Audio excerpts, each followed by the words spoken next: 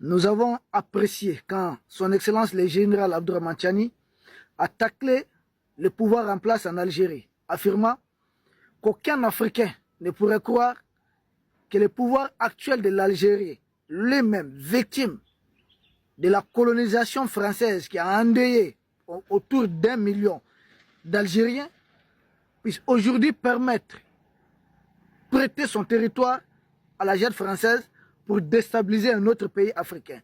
Et surtout si nous savons qu'à l'indépendance algérienne, c'est cette Algérie qui avait vengé en tout cas Lumumba.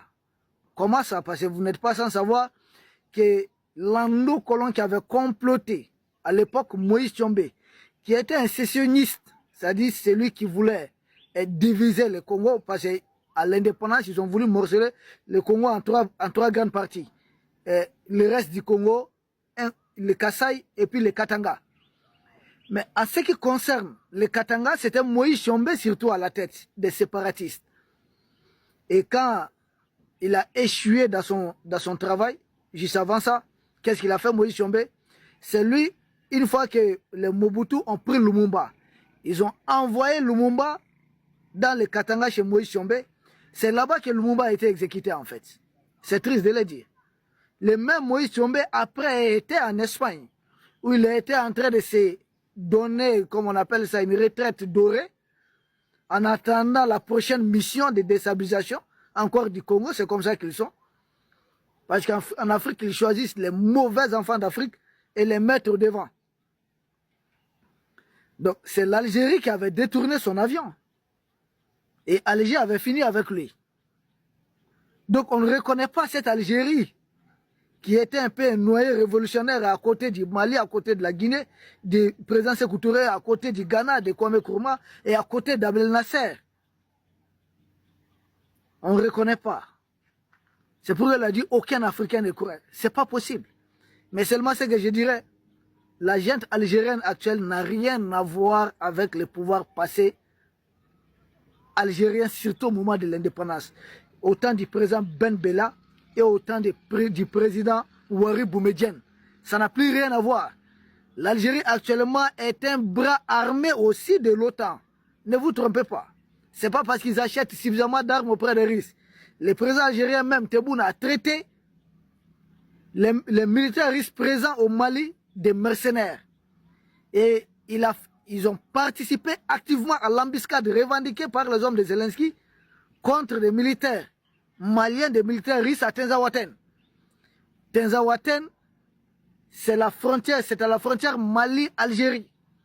Les blessés terreaux ont été soignés du côté algérien. Donc ça n'a rien à voir. Et la junte algérienne, dans sa politique de vouloir traiter individuellement, c'est-à-dire cas par cas, avec les pays de l'AES, nous proposons de remonter le dossier de la junte algérienne au niveau confédéral. C'est-à-dire, nous savons qu'ils envoient des émissaires, souvent au Mali, au Burkina, au Niger, avec aussi cette invitation du président Abdourahmane Tiani. C'est bien. Et ils n'ont pas réussi à le dribbler. Mais je pense tout dossier concernant deux pays, l'Algérie et la France. Il faudrait remonter ça, impliquer même la commission de la Confédération AES. C'est pas que nos présidents individuellement ne gèrent pas bien, ils gèrent très bien. Mais il faudrait renforcer davantage. Pourquoi je le dis?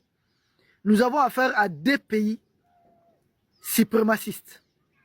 La junte algérienne et la junte française. Deux pays suprémacistes qui nous voient, mais presque chaque jour, bien chaque mois, les Algériens embarquent, je dis bien embarquent, des Africains, comme si ce n'était pas des humains venus les déposer du côté de la frontière avec le Niger. Souvent sans eau, pas de l'eau à boire. En plus forte raison, parler de, je sais pas, de nourriture. Rien. Et tous les pays d'Afrique subsaharienne, il ne s'agit pas que des pays de l'AS. Tous les pays d'Afrique subsaharienne, dont les ressortissants essayent de tenter la traversée de la Méditerranée à partir de l'Algérie ou vers le Maroc, si jamais ils ont le malheur de passer. Chacun de ces pays qu'on appelle du Maghreb là, a à peu près le même comportement. Mais le cas de l'Algérie, c'est terrible. On vous prend souvent, on vous explique, même si vous êtes femme, souvent on ne prend même pas compte de vos enfants. Ce n'est pas qu'ils aiment les Africains. leurs problèmes reposent aujourd'hui autour du gazoduc. Vous avez vu? Ils nous ont promis au niveau de l'AS, c'est-à-dire un centre de santé au Niger. Ils ont promis une maison de presse, d'accord. Nous les avons taclés, ils ont dit d'accord. Ils ont tout accepté uniquement pour qu'on accepte la réalisation du projet du gazoduc.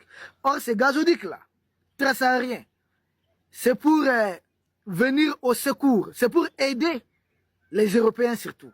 Pourquoi ils sont si pressés jusqu'à Teboundi? Juste après le mois de carême, la fête de Ramadan, qu'il faudrait entamer les travaux. Il est prêt à tout encaisser aujourd'hui. Il tient tellement à ce gazoduc. Parce que ce gazoduc pour les Européens, c'est l'alternative au gaz russe. Parce que jusqu'à présent, au niveau des pipelines, les Européens ont acheté en 2025 pour 18 milliards de mètres cubes de gaz russe.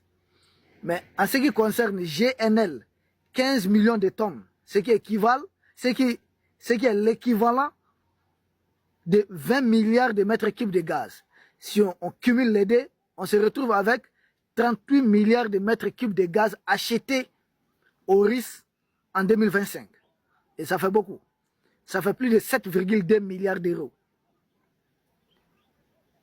Or, les Européens, on dit quoi? Ils ont acté qu'en 2027, ils doivent tourner dos. Parce qu'eux-mêmes, ils sont en train de financer la machine de guerre de la Russie, c'est ce qu'ils se disent. Donc en 2027, ils vont abandonner totalement les gaz russes. Mais de l'autre côté, l'alternative, c'est pas aux États-Unis ou autre, non. Les compléments maintenant, ce qui va manquer, c'est à travers les gazoducs transsahariens. Et ces gazoducs aussi devaient être opérationnels en 2027. En réalité, ils comptent sur les gazoducs transsahariens qui doivent quitter le Nigeria, traverser le Niger, puis l'Algérie et ravitailler maintenant l'Europe en gaz.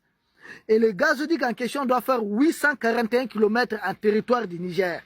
Voici pourquoi Alger est prêt à tout, y compris accepter cette gifle de notre excellence, le général Abdourahmane Tiani. Donc si Alger veut utiliser ces gazoducs pour tenir l'Europe à la gorge, nous aussi nous tenons Alger à la gorge. Parce que ça doit traverser les territoires de l'AS. Or, nous savons, pourquoi je dis qu'il faudrait remonter ça au niveau confédéral.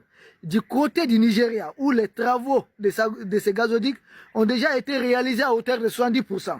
Tout comme du côté algérien à la hauteur de 70%. C'est seulement du côté du Niger que rien n'a été presque fait pour le moment. Et les deux veulent même financer ça, tellement ils sont pressés. Quand vous voyez Tinubu et Macron là, c'est ça. Il y a d'autres volets, mais principalement c'est ça. Quand vous voyez Tebboune et, voilà, et la France là, querelle des trucs là, comme des coépouses là, c'est ça le problème. Ils tiennent à ça, parce qu'avec ces gazoducs peuvent acheminer jusqu'à 30 milliards de mètres cubes. Le 8 milliards et ça là, c'est pas difficile à compléter. 30 milliards de mètres cubes, donc une façon pour eux de se passer totalement du gaz russe.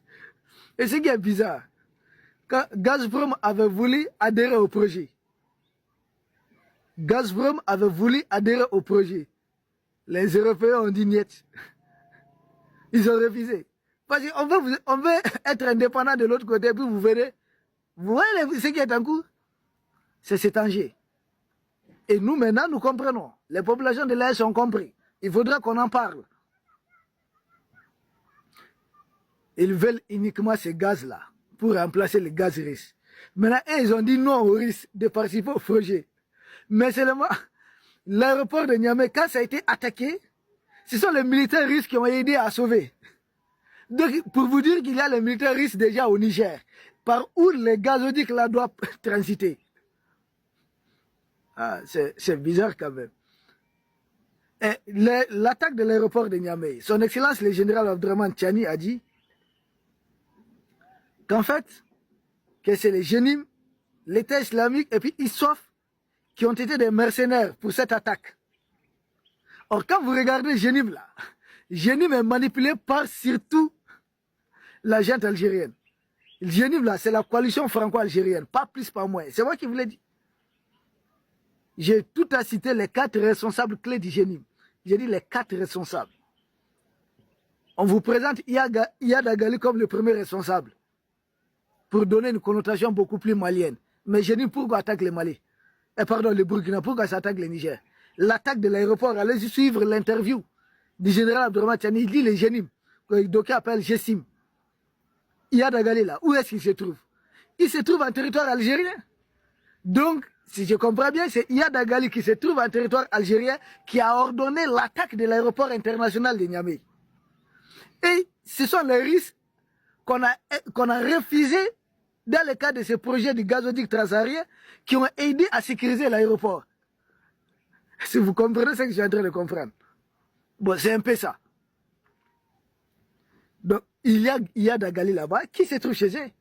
Les Français le disent. Qu'en 2014, ils ont failli éliminer Iyad Agali. Les Algériens auraient dit qu'il s'agit de leurs hommes, ils contrôlent la situation. Dans Génim, il y a 4 grands chefs. Il y a Iyad Agali, il y a Mokhtar Belmokhtar, qui est un Algérien, de père et de mère. Et c'est combattant en majorité des Algériens. Ah oui. Donc, Iyad Agali, en Algérie, Mokhtar Belmokhtar, deuxième chef, un Algérien. Troisième grand chef, le plus puissant militairement, c'est le chef d'AQMI. Il s'appelle Youssef Al-Nabi Obeida, c'est un Algérien. Il était du parti politique FIS, qui devait accéder au pouvoir en Algérie. Et il y a eu le coup d'état de l'armée algérienne. Ensuite, ils sont devenus membres du groupe armé GIA, puis GSPC, puis maintenant AQMI. AQMI, depuis sa création en 2007, tous les chefs d'AQMI sont des Algériens. Donc, et il est un chef clé du Génim. Donc, il fait partie de l'attaque de l'aéroport de Niamey. Le 4e et dernier chef là, c'est Amadou Koufa. Et Amadou Koufa a été recruté dans le terrorisme par Iyad Agali. Et précisément, c'est en 2012 que Iyad avait recruté Koufa. Koufa, c'est juste un lieutenant d'Iyad Agali. On ne doit pas même le considérer parmi les 4 chefs.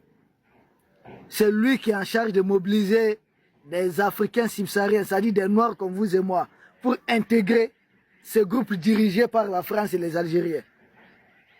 C'est pourquoi, et au sud algérien, à la frontière vers le Niger, c'est AQMI qui a les mains dans les trafics. Parce que c'est un groupe algérien. Trafic de marchandises, trafic de carburant, trafic d'armes. Or, si on dit que le gazoduc doit passer par le même endroit, qu'est-ce qu'Algérie doit faire? Du côté déjà du Nigeria, il y a un groupe qu'on appelle Mouvement pour l'émancipation du delta du Niger. Un groupe armé de plus de 15 000 hommes qui est opposé, qui refuse. Or là, on doit les soudoyer. Disons que ce groupe-là n'intervient pas directement contre l'espace AES. Mais de l'autre côté de la frontière algérienne, si AQMI doit être soudoyé, toucher quelque chose, parce que le gazoduc doit passer. Or, AQMI, bénéficiant des sous de l'argent, va acheter encore beaucoup plus d'armes. Et AQMI va combattre qui encore? C'est AQMI qui a... AQMI fait partie de l'attaque de l'aéroport de Niamey. AQMI fait partie des attaques contre les camions citernes du Mali.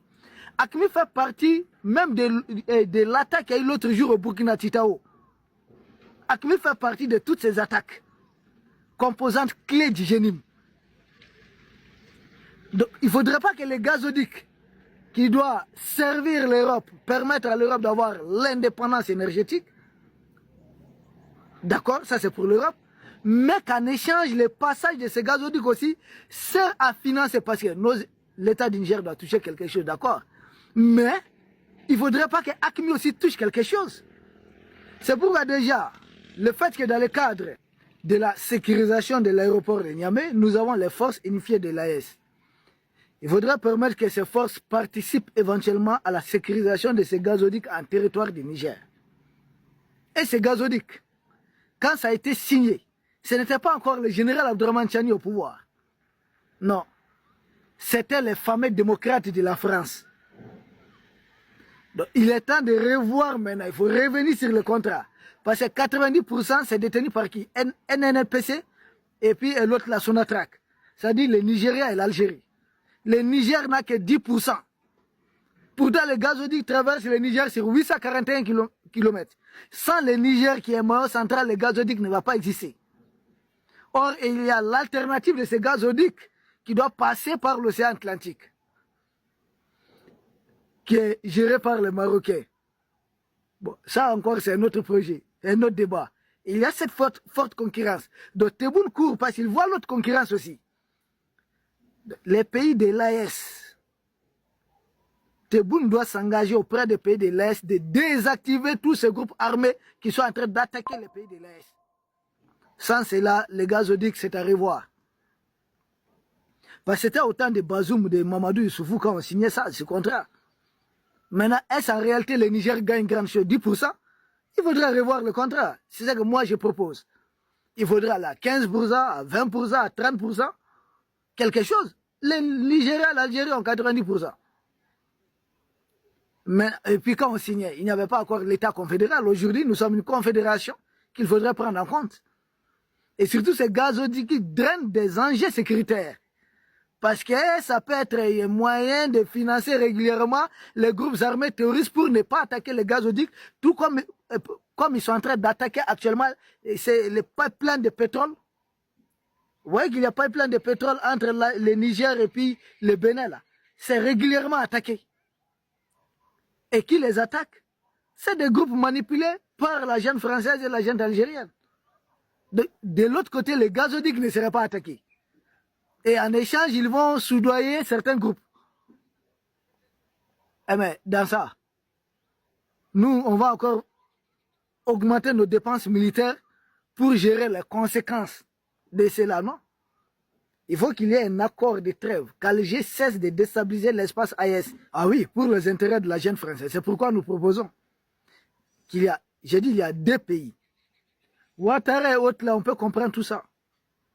Patrice Talon, on peut comprendre tout ça. Tout ce qui concerne le pays d'Afrique subsaharienne, là, on finira par régler ça. Parce qu'ils ne sont pas les seuls à avoir le monopole de ce qu'ils sont en train de faire. Et c'est des gens qui ne tiennent qu'à leur pouvoir. Mais la France, l'Algérie, c'est 2 morceaux, 2 gros morceaux qui entretiennent des groupes de déstabilisation. Ils peuvent utiliser le territoire de M. Alassane Ouattara comme base arrière parce que lui-même, il est en mission. Mais en réalité, ce n'est pas lui qui a créé les groupes là. Mais ceux qui ont créé les groupes, qui les entretiennent, qui appellent les téléphones, pardon, qui appellent des pays pour servir de base arrière, c'est les Tebboune là. C'est-à-dire l'État profond algérien, l'État profond français. Et ils sont venus trouver comme ça. Là-bas, ce sont des États, ce n'est pas des questions d'hommes. Donc, ils doivent...